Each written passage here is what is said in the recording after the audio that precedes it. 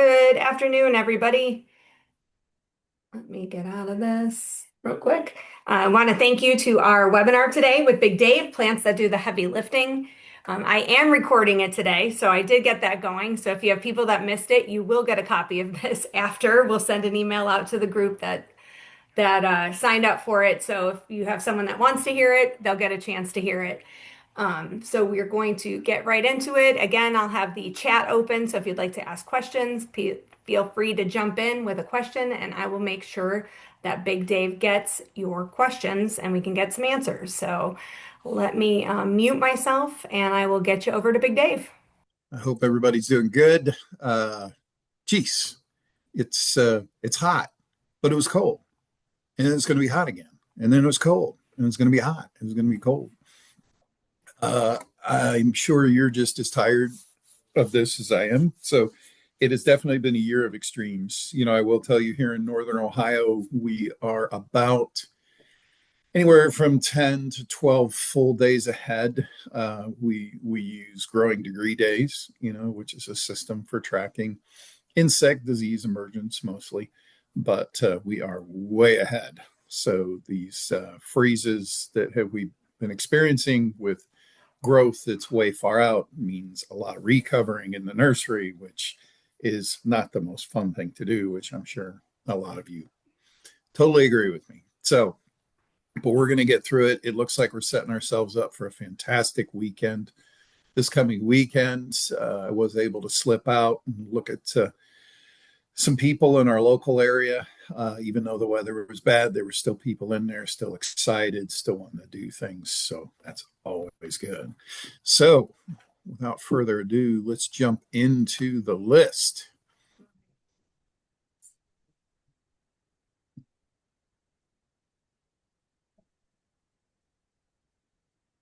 We there? Yes, we're good. All right, so jumping right into it. So this list is going to be some plants that I want to make sure you're considering. For me, for professionally and personally, they have saved me because they're tough, they're adaptable, they check a lot of boxes.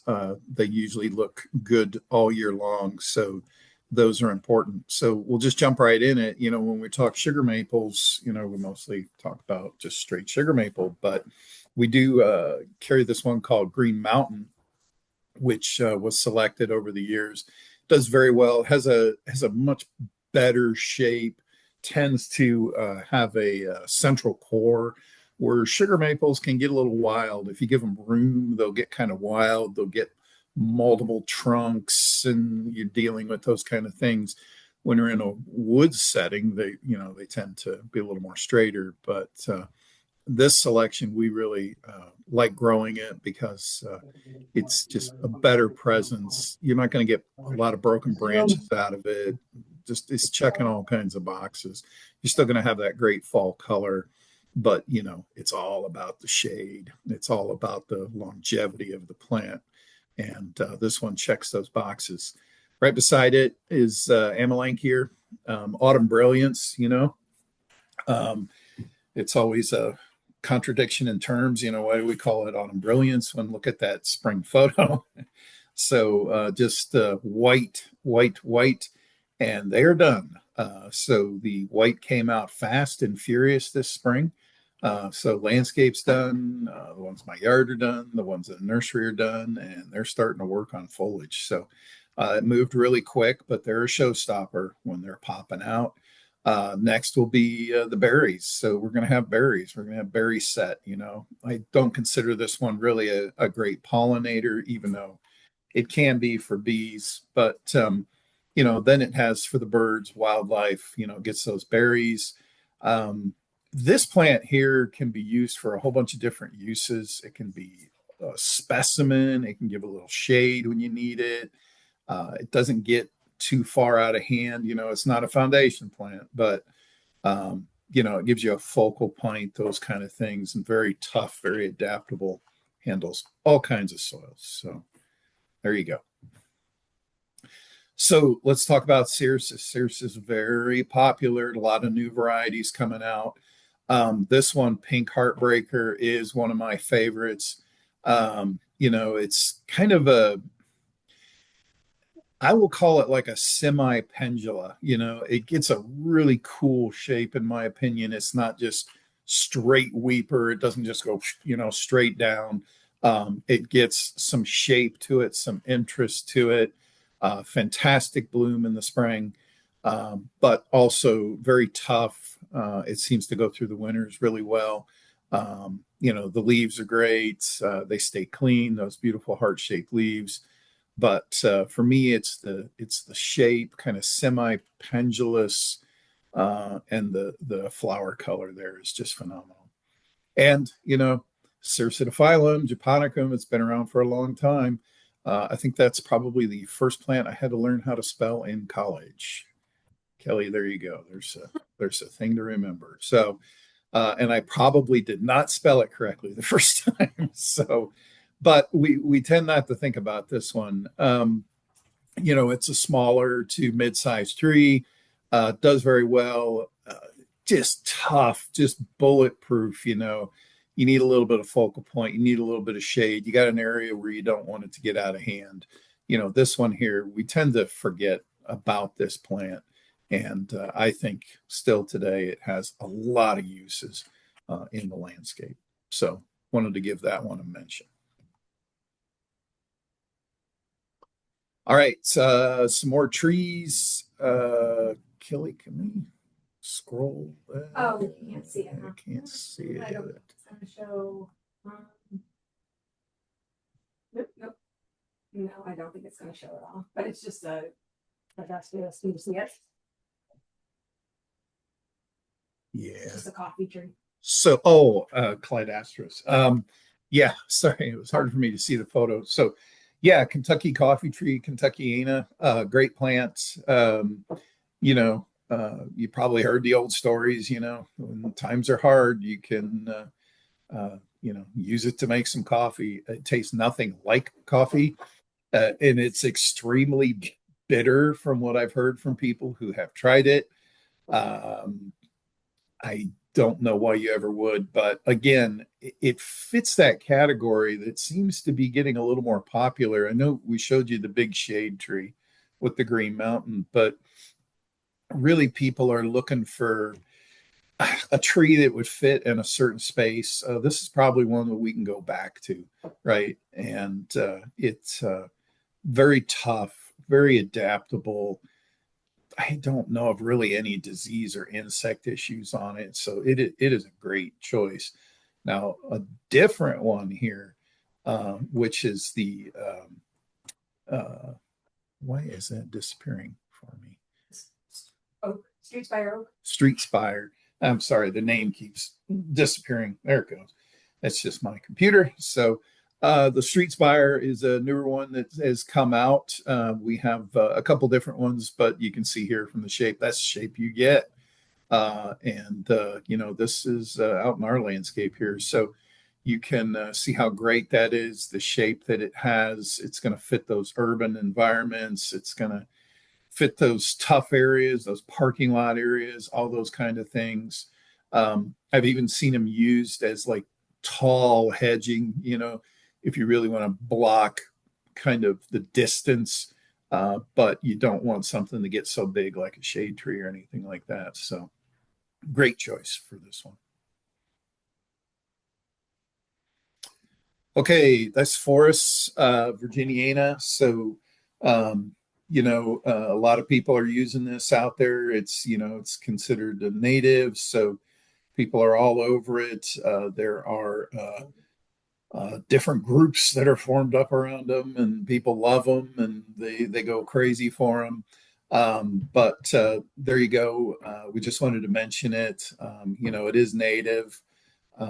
It has a long history in our area and in most areas up through the north here. So this one here, I know that some people really go crazy to try to do things with the fruit, but there are some name varieties out there that do better. But the straight species does take a little bit of work. You can make it into jams or jellies, things like that. but sometimes you can't tell people what they want. And I know that I said all that. There's somebody on here, Kelly, that's gonna, you're crazy. These things are fabulous, but it's just like the service berry that we talked about a little bit ago. You can make jams or jellies or wine out of the service berry. It takes a lot of work, but I think a lot of people who are buying them are anticipating the fruit and then sometimes get disappointed. That's just the name of the game when it comes to fruit. Dutch Forest is not really known for a really nice, even, pretty tree. So be careful with it, right? These have really jumped in popularity with our sales team, so we keep running out of them. But I just wanted to mention out there, you just got to be careful who the end consumer is, because it's not going to be the best looking tree on the lot. So, and then liquid ambar, a little bit different here. So Sure. it is. Looks like the oak. It, Sorry, guys, that's me. yeah, I think we got the wrong one, but we'll talk about liquid ambar. Yeah. So crop picture's good, but that is not what slender silhouette looks like. Close. It's kind of up, definitely upright, but we wanted to talk about this one too. You know, that category seems to be fitting a niche of these trees that are spires, slenders, whatever. You know, and it probably speaks a lot. There's a lot of probably a lot more commercial work than there is residential work over the last several years. And for commercial work, you usually need tighter heads. You don't want big shade trees. You want them to work on the edge of parking lots or closer to buildings, but yet you want that. So that's what these category of trees really do. So we just wanted to show you a couple, and Kelly will correct that and send that out. All right. So here we go. Now we got some hedgehog. I'm squinting, looking very close, and there is a bloom in there. So I don't know if everybody really knows that these things do bloom, and they are pretty cool looking. They're kind of orangish color when they come out. The bloom is just really a springtime bloom. You're typically not going to see it bloom unless the crop's a little older. So if the aloe was planted, you know, turned in a greenhouse and then put out there, it's probably not going to do it. But if it goes through vernalization, where it goes through a winter period, right, and comes out, you're going to get this. And hedgehog is really, it's a landscape type of aloe, right? This aloe can be planted in the landscape and it does very well. Got to be careful with the soil types. There's a lot of aloe out there that aren't. They may not be hardy, they may not be tough enough to handle outside, but this one does. And it has the same as any other aloe. You break the leaf, you can treat a burn or do whatever. You can make hand sanitizer out of it. You can do all kinds of stuff. But the bloom is what's cool. This is why this one earns a spot in my landscape, because you get to see that bloom every year when they're in the ground, and it's pretty cool. Hyssop's, you know, the Nectar Ninja. So this one here, I like it because, you know, we're going to talk about lavender here. A lot of people are into lavender. I do like lavender, but I like a lavender look-alike probably more. So hyssop is a fantastic pollinator. You can see here the blue, and there's different types. You kind of get that lavender feel. You know, you're not going to get the lavender scent, right? To get that lavender feel, it's extremely tough. There's even, you know, some taller ones, some shorter ones. This one here is a little more compact, so it's nice. It fits that lavender category. That's why I like it. That's why I think it's kind of cool. So if you have somebody who comes in and was disappointed, right? Because lavender can be a little tricky. It depends on your soil type for hardy lavender. This one here is going to be a lot more forgiving, and it's still going to give you that same look, same shape, those kind of things. Canofia, love it. red hot poker. This one here is mango popsicle. This is a photo from last year, but they're just fantastic. You gotta put them in the middle of the bed or towards the back of the bed. Uh, they don't really deserve a spot up in front, right? But man, when you mix them in, you put them in the center of the bed, you get that tall spike of flower. They're fantastic. So this mango popsicle, I think it's one of the pretty, it's neon color. I mean, the color, you see it from far away, the neon color. And Canofia is really tough. They they didn't used to be. I would call Red Hot Poker temperamental quite a few years ago. But these new ones that have come out, they're very tough. They're great performers. So make sure you're taking a look at those. All right. Plumbago or Plumbago monoides, Kerastigma. It's been around for a little while, but it is a workhorse, right? It can tolerate shade, it can tolerate sun, it can tolerate dry conditions, it can tolerate a little wet, but not real wet. Uh, and it's great at ground cover. It's not going to get much taller than what you see in the photo. And you get these little blue flowers all through the spring that are mixed in. It'll even repeat bloom, especially if you do take the time to trim it. A little trick, if you wind up, you have a few too many of these on the bench, you can always give them a light shear and it will really reinvigorate that flower and they'll pop again for you. So if you find yourself, you got some tired, you can always do that and get them to reflower. Very adaptable. You can trim it just about any time of the year and it'll come back and look even better. So great plant. I think it's underused. So I wanted to talk about it. So here we go with the lavender. Phenomenal and sensational are the two that I go for. These are the landscape workhorses, right? They do the heavy lifting. They're going to be the ones that look good. Now, I did want to get on my soapbox for a minute because I have seen a lot of the European or wherever in the world they come from, non-hardy varieties popping up all over the place, mixed in with these lavender. A lot of people have been buying, and I have noticed there are a lot of people who are getting disappointed. And there has been a lot of false truths out there that they are tougher than they really are.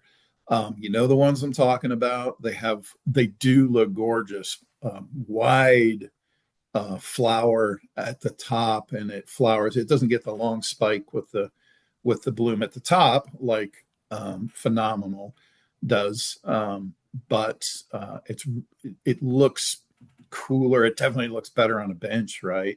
But this winter, with as hard as it was, it wiped them out, right? And if you got any of them that made it was probably like really, really, really protected. So be careful. If you have those in the same area, you have the standard lavender, you may want to consider moving it because you're upsetting people. So that's the big thing. The ones we pick, we make sure they're landscape performers. They're going to perform in the landscape. And hey, if you want to make your own scented oils, you can do it with these as well. So there you go. All right, so echinacea. And you're going, Dave, echinacea. There's so many echinacea. Well, I get you, right? And purple Magnus has been the one that we go to, and that's really starting to frustrate me because I had purple Magnus in my yard that were as tall as I was this past year. They did well, but I'm 6'3". They were as tall as I was, and it's like you got to be kidding me. And all they wanted to do was flop about the Kismet series and the Sunseeker series, right? We're getting rid of that tall, floppy, all those kind of things. Kismet is a tough performer. It will repeat bloom for you. Um, and it's a really tough series, and you get some really nice colors. Sunseeker's a little different. That pitcher is the perfect pitcher for Sunseeker. It is a very tight grower, right? And it's going to have the best bench presentation out of any echinacea you're going to find. I do find that you have to plant more of them in the landscape to fill an area, right? Because they stay so dense and they stay in one area. But the blooms are incredible on short stalks, and they do repeat bloom, and they self shed pretty good. That's the other problem. Both Kismet and Sunseeker kind of self shed, where some of the old ones, I mean, they'll always keep that cone, but then they kind of keep some of the chaff from the flower petals and look kind of ugly. That's why you gotta start bringing some of these in and start checking these out. There's a real reason to get excited about these, because they're going to extend your season. They're going to give your customers a way better look. They're going to perform better. And these will perform really well in the ground or in a pot or wherever you want to put them. They also seem to be a little more adaptable to soil types as well, which is always a good thing. We always welcome that. So make sure you check them out.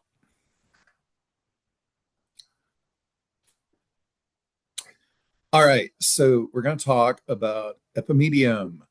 Lots of epimedium. Why do we need so many epimedium? I don't know. I ask myself that all the time. Why do we need another epimedium? But they're always coming out with another color or something. And then there's probably some of you on this. What the heck is an epimedium? Well, here you go. So an epimedium is going to be a ground cover type, right? Probably prefers shade, but it can take full sun. Um, it can take deep shade, but sometimes deep shade will wash out some of the coloring, like of the one on the right.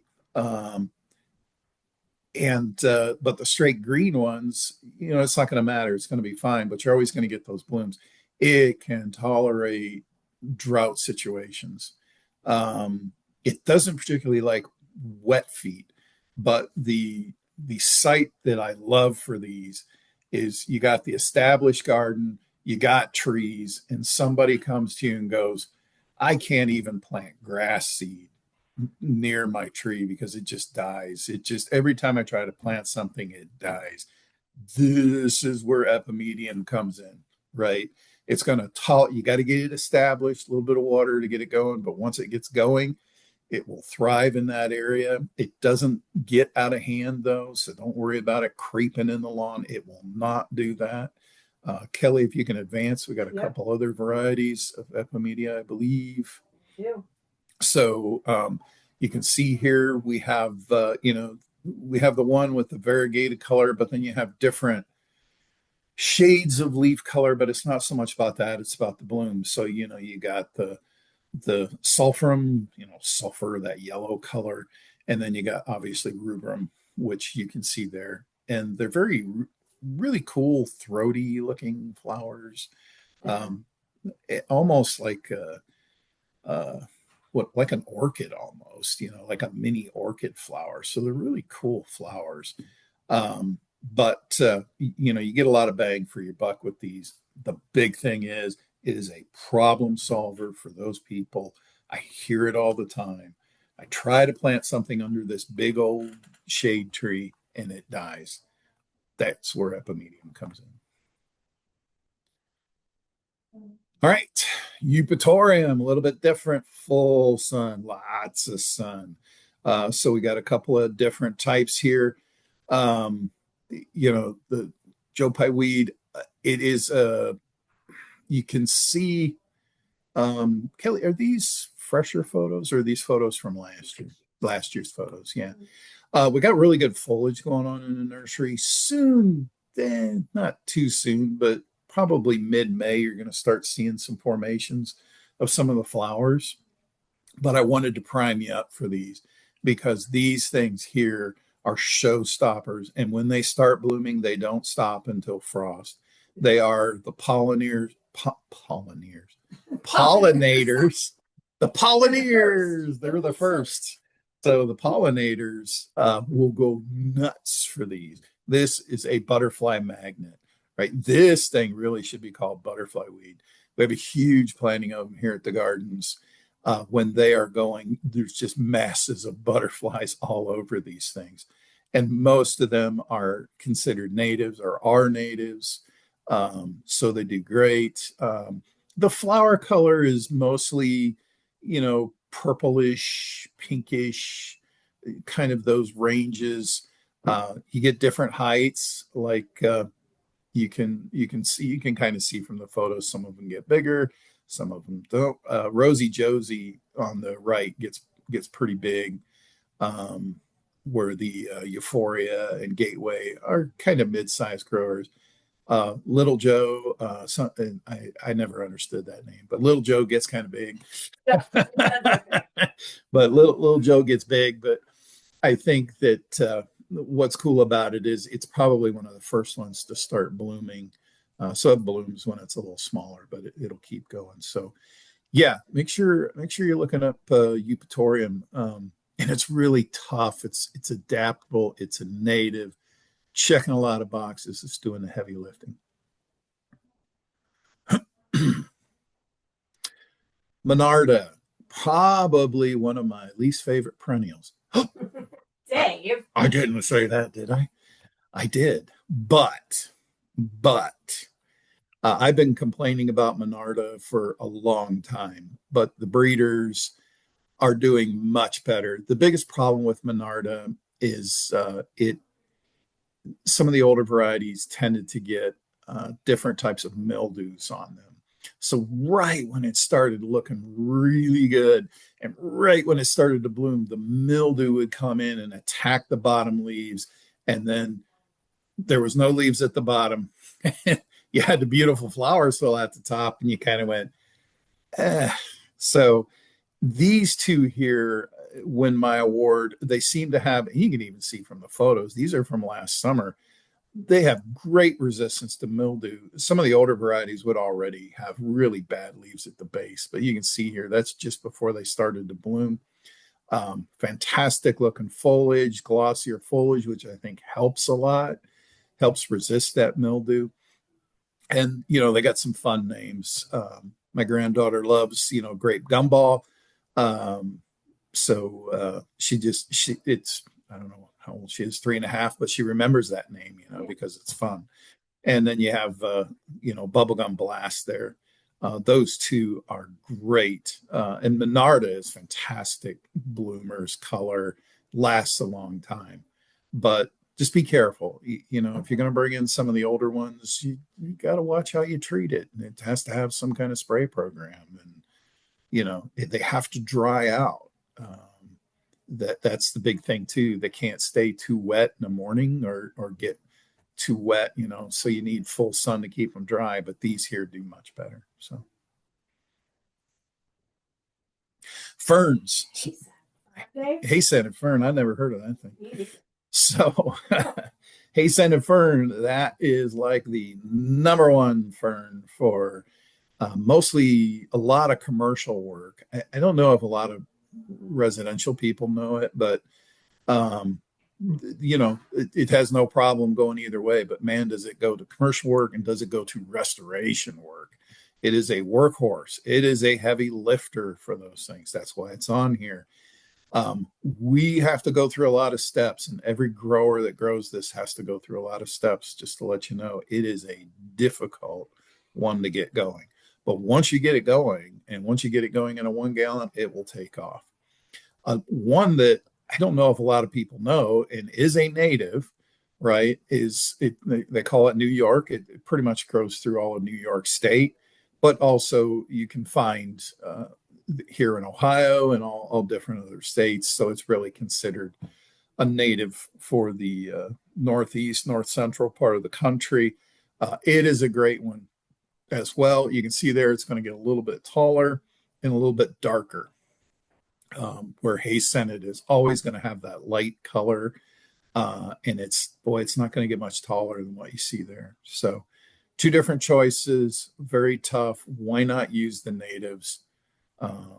They're going to give you the best performance. There's also another one called wood fern that's a native. I think there's maybe a few more. We carry those, so you got different choices. I'm really starting to buy into the native on these and starting to steer away from the other ones. I do like a good ostrich fern or something like that. But if you have an area where you really want to be successful and you can't really take care of it really well, I think you should go towards the natives. So, speaking of natives, here we go. I really never knew until not that long ago what kind of colors you can get from natives on the geranium. So you can see here you have dark roast and you have espresso, which is all about the leaf color. It's still going to have a geranium flower. It's not going to be as heavy as some of the other bred ones that are crossbred with European varieties. Um, but it will still bloom, but it's more about the color, the foliage color. That foliage color is great, and it looks like that all year. These geraniums, the dark roast and espresso, will take a little bit of shade. So that's good. They don't have to be out in full sun. They can take a little bit of shade. Um, and then maculatum is also in that group. Um, they're all basically maculatum. That's just straight maculatum. So what happened was they went through maculatum and they saw, hey, there's a dark one in the maculatum. So they took that. Nobody actually tried to crossbreed them. It was just they found one in a maculatum that had a darker color and they picked that one and went with it. So that's about as far as you can go with breeding for the American Beauties program. If there's something that pops up naturally, you can pick that and go with it. So you got three real cool choices. So there we go. All right. So clematis, I'm sure we've talked about it. This is a Raymond Everson Guernsey flute. Raymond Everson is on the Isle of Guernsey. So, and yes, that's where the Guernsey cow comes from. So there you go. But he is on the island. It's not his island, but he's on the island there, and that's all he does is he works on clematis, and he brings out hundreds of new varieties every year, and then we get to pick from that group and bring on new ones. So you get this fantastic color pot, the marketing that goes with it, all those things. The big thing with the Raymond Everson are they bloom when they're small and the flowers are huge. This Guernsey flute is, a white, it's kind of a semi full open, which actually helps it stay longer. I think this is probably one of the longest lasting flower in his series. And they're going to bloom in the garden center and wherever. Um, they don't tend to get really big. So if you're ever looking for a clematis really to fill a huge fence line or a huge area, probably not the Raymond Everson collection. But if you want a clematis that will creep up, get somewhere 4, 5, 6 feet, and just kind of hang out there and come back year after year with lots and lots and lots and lots of flowers, um, that's the series that you want to go with. Penstemon Husker Red. So this is a native. I think this is a underused plant. Excuse me. So it's going to get a little bit taller. It's going to have a really cool red flower spike, but you get this foliage all year long, those purples. It is a native, a true native. Penstemon. There's other penstemons, but this is my go-to all the time. You can't lose with it. Highly adaptable, really tough. And then another one is Shikara. Yeah. Shikara. Prairie Blues. So there you go. So there's been a lot of looking around, selecting, trying to find the right ones, bluer color. This one here, true native. Um, and I really like it. The color looks good. It lasts a long time. They're not really known for their big plumes or anything like that. They do have bloom spikes, things like that, but it's more about the foliage color. And when you're in a situation where somebody demands that you have natives or something like that, especially with commercial jobs, you may want to look towards this route because probably a lot of times your go-to is Carl Forster or something like that, which are not going to work for your native side. So the different Shijikarams, there's a few others out there as well that'll work. So make sure you're taking a close look at these American Beauty grasses. All right, so Nepeta cat's pajamas. Sorry, this is not a full pot photo, but it kind of you can see. I like cat's pajamas because the flower presents itself. I talk a lot about that. Does the flower present itself above the foliage, or does it get mixed in or lost? Walker's Low and Junior Walker can sometimes have that issue. The guys do a great job with trimming, so they're able to get the flower spikes to pop above the foliage. But when they're in the landscape, sometimes the flower tends to get intermixed with the foliage, and the foliage will grow past the flower while it's still flowering heavy. And you don't get the wow that you're looking for. These new ones that they're coming out with, cat's pajamas and what are the other ones? I can't remember them all, but something to do with a cat. There's some, You give them litter boxes. yeah. I wanted them to use litter box as one, but they said they didn't think that would work. But cat's pajama, it's a fun name. We're selling out of this thing like crazy. We're bringing more in all the time. Um, it's striking a chord with people. Cat mint, you grab this up, dry it up, or put it fresh, put it in an old sock, tie it off, throw it to your cat. They'll go crazy for it. So that's what this stuff is. But this is more about landscape value and a tough, adaptable plant that can cover an area and takes very little maintenance. So that's where Nepeta really shines. Mouse ear is kind of a newer comer to the scene. It's been around for a little bit, but man, when this thing gets bigger and bigger and bigger, you can see there it is just fantastic. The bluish color and how thick the leaf is and how it looks and how dense. That's how dense that thing always is. If you get a 1 gallon from us, it will be dense like that in the 1 gallon with that kind of curled, it's a perfect name for it. But I don't think that people really appreciate what it looks like. They think the name kind of sounds cool, but sometimes have a hard time putting two and two together. That's why I wanted to put that there. On the flip side, this is my new favorite, right? Empress Wu. I can't get over this thing. I was always a Saboliana, elegant guy, Big Daddy, whatever was out there, the big blue ones. I was always about this, but this Empress Wu is incredible. The leaf size is incredible. The stems are tough and sturdy, and it gets going fairly quick. You need a big area to have this guy. He's not for a small area or gal, Empress, but the crunchy kind of foliage, the bluish tints, and it stays clean too. It really resists a lot of issues. You're still going to get a nice flower stalk with some purple flowers when it blooms. So really cool plant. Checks a lot of boxes. Seed them. Do you need them? So here's a couple here. Seed them are ones that we should have all the time available as an industry, all the time, because it's just they're so tough, and people.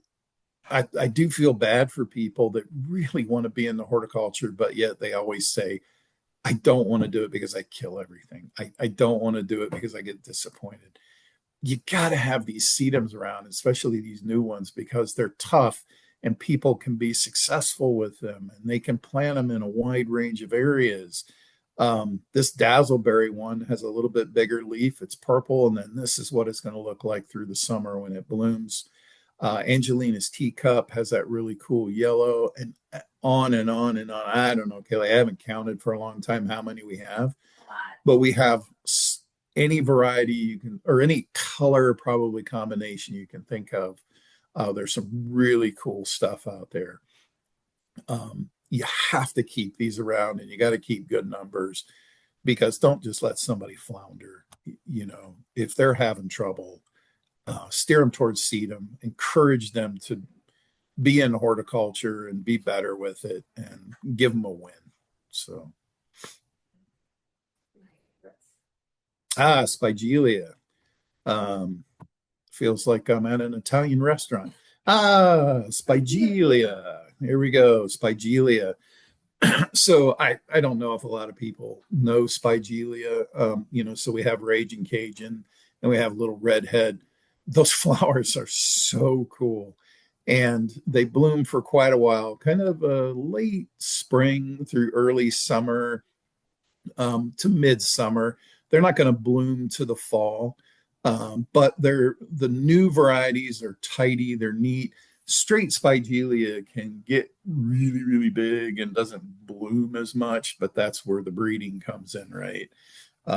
They've done a lot with the breeding to make sure that you get a lot more flowers in it and they stay compact. So that's what's cool with these two. It just depends.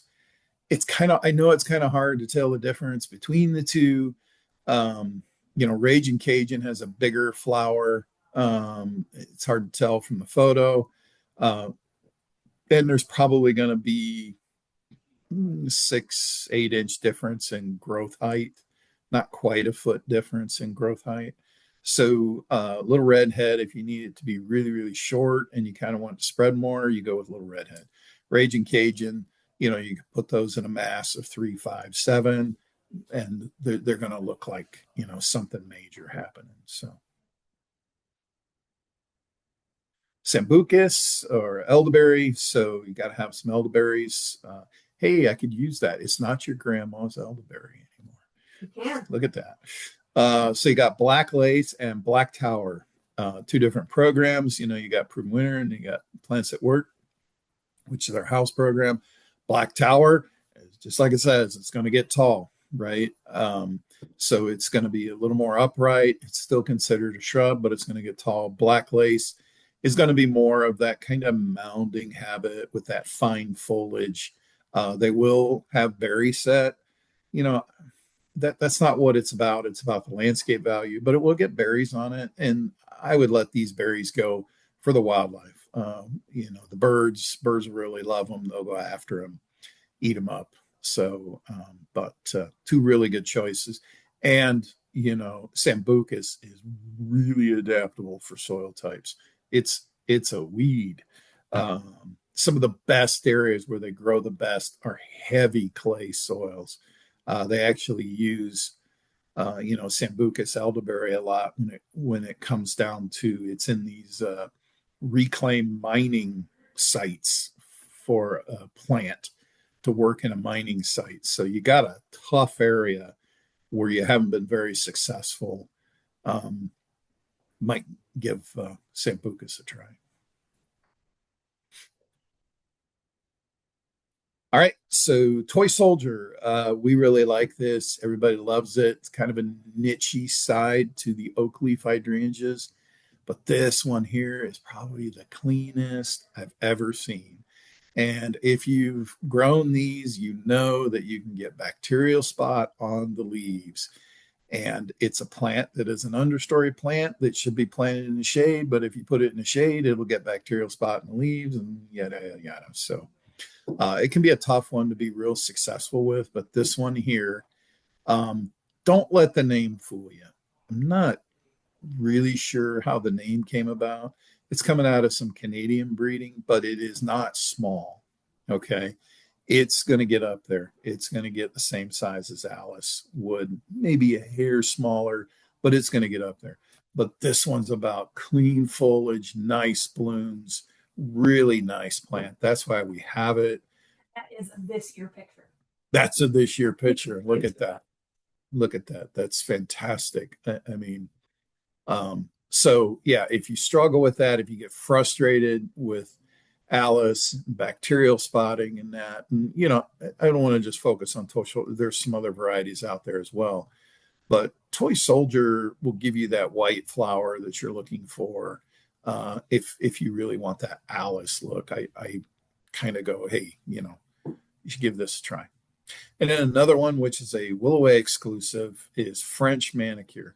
The story is I had to ask Kelly to explain to me what the hell a French manicure is because I knew it was something I didn't know it had to do with fingernails. So I thought maybe it was a hair curl style or something. I had no idea. So, but yeah, it's just like the name says, you have pink bases with white tips. So it's a two-tone flower. The picture there is from like an earlier summer photo. Mm-hmm. It's about a mid-range bloomer. It's really going to shine towards late summer. But we wanted to talk about this because, it's going to give a little bit of, you can differentiate yourself a little bit, right? Super tough, super hardy, checks all the boxes there for that confident bloomer.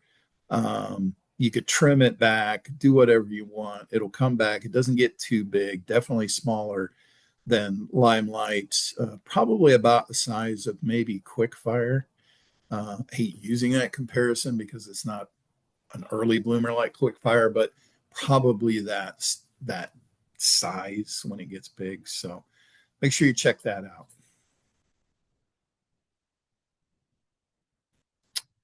All right, Star Power. I think maybe we talked about this before, but we wanted to bring it up again.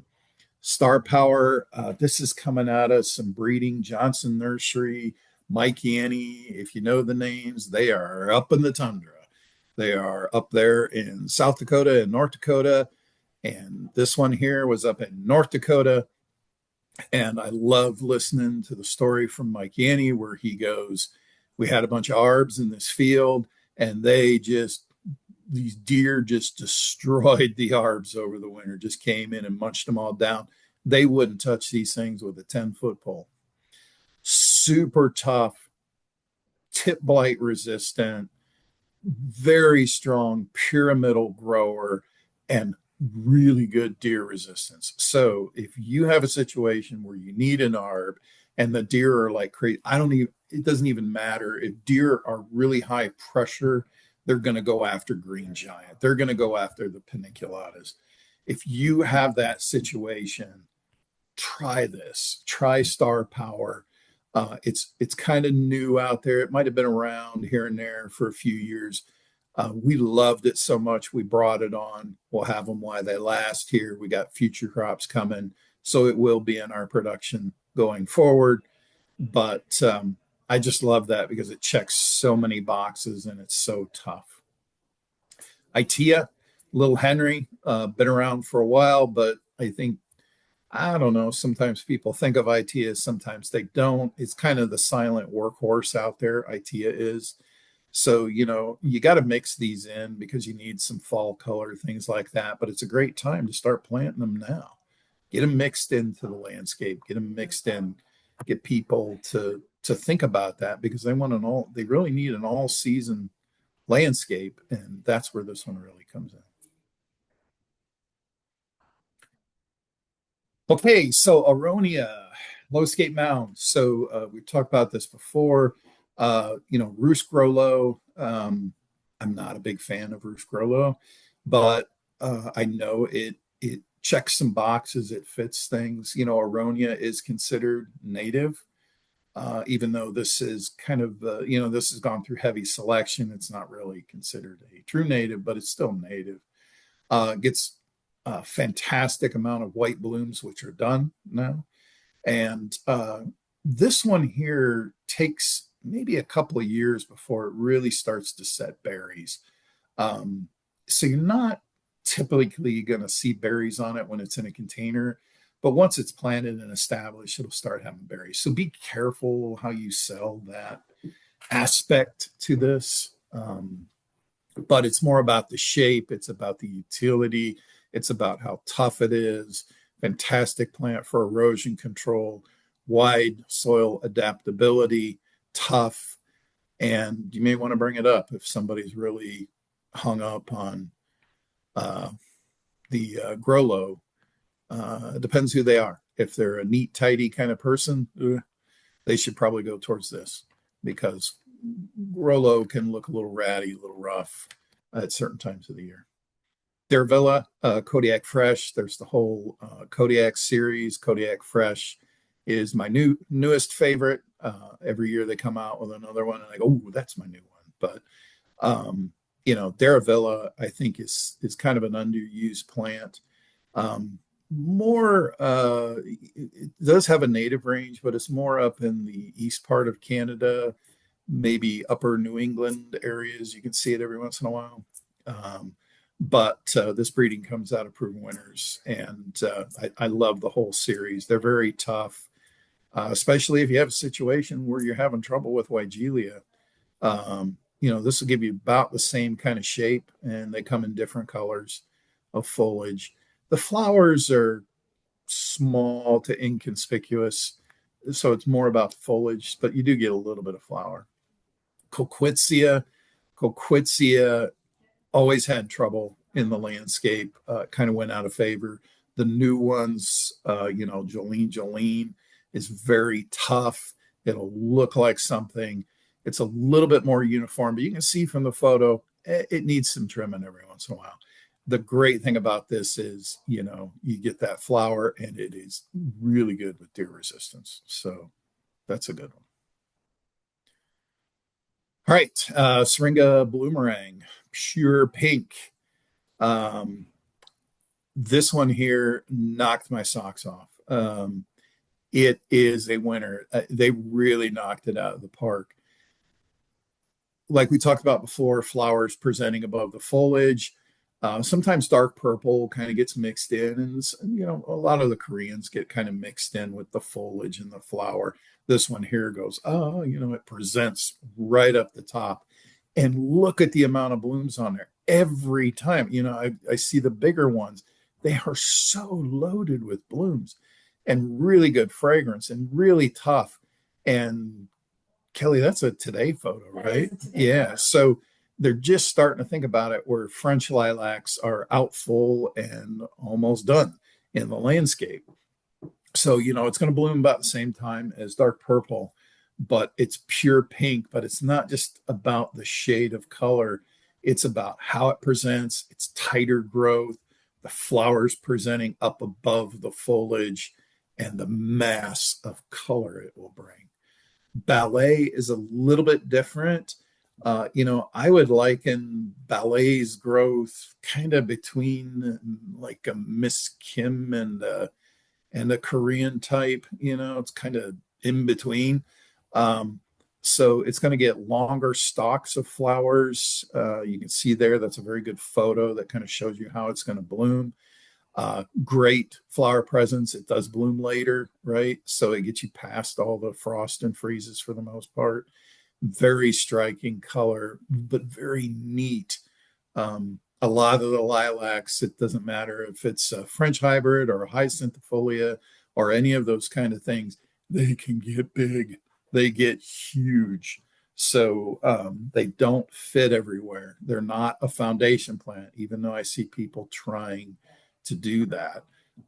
These here will work great for that.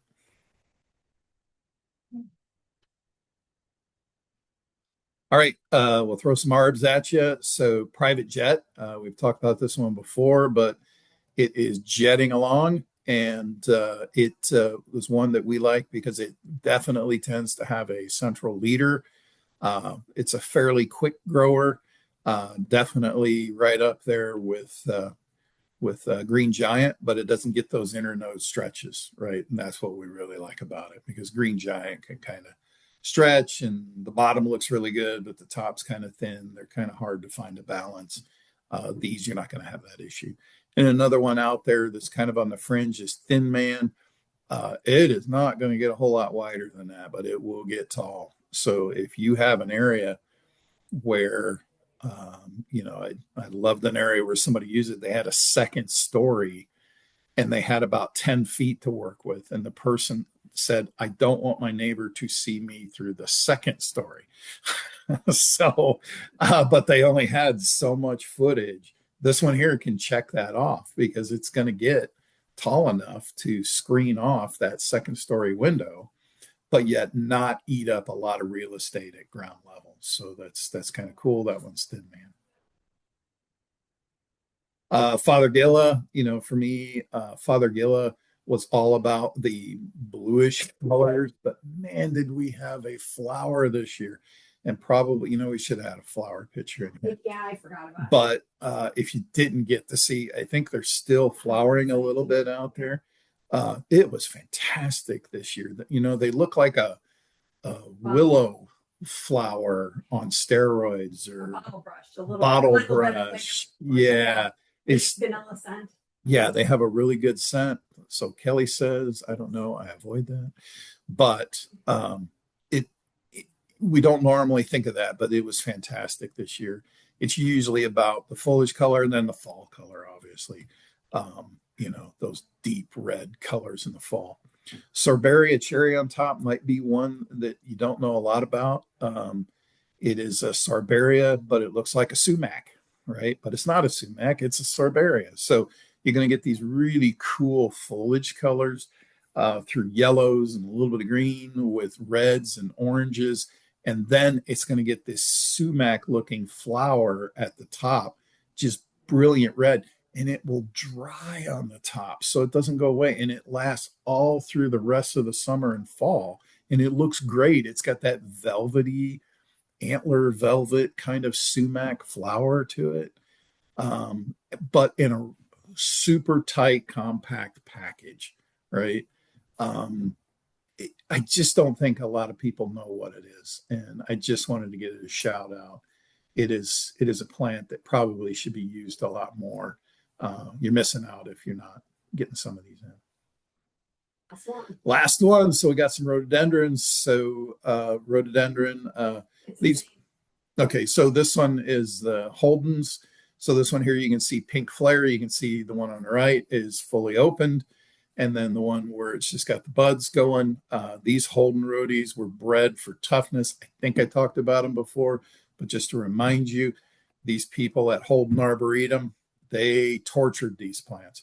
They took thousands of them, lined them out, and infected them with Phytophthora, did everything they could do to kill them.